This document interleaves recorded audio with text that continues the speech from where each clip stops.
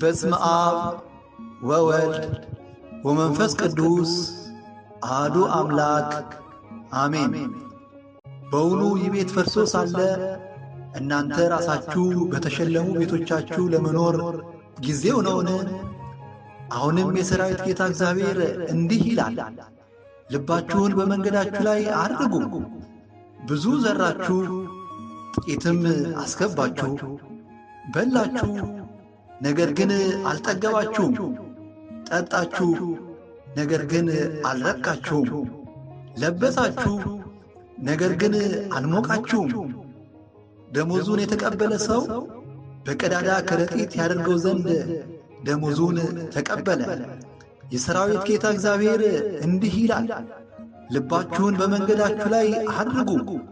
ወደ ተራራው ውጡ፣ እንጨትንም አምጡ፣ ቤቱንም ስሩ። እኔም በርሱ ደስ ይለኛል፣ እኔም እመሰገናለሁ ይላል የሠራዊት ጌታ እግዚአብሔር።